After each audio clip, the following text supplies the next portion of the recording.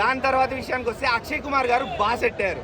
అక్షయ్ కుమార్ గారు కూడా శివుడి లాగా బాగా సెట్ అయ్యారు. ఆయన కూడా చాలా బాగా చేశారు యాక్టింగ్ కూడా, బాడీ లాంగ్వేజ్ అదంతా కూడా చాలా బాగుండింది.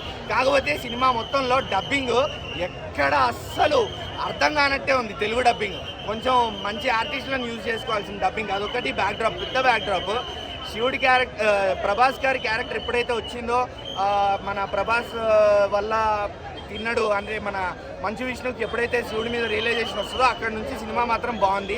క్లైమాక్స్ మాత్రం మంచి గూస్ బంప్స్ వచ్చేలాగా ప్లాన్ చేశారు. సీన్ ఎలా అనిపించింది అన్న? అంటే ఇప్పుడు మంచు విష్ణు గారు వాళ్ళ భార్యని కాపాడుతారు కదా, అంటే మనకి ఏనుగు పాము వచ్చి అది బాగుందన్న. అది మరి అంత చాలా బాగుంది అని ఏం చెప్పలేను, ఎందుకంటే అదే క్రిటికల్ సీన్ అక్కడ.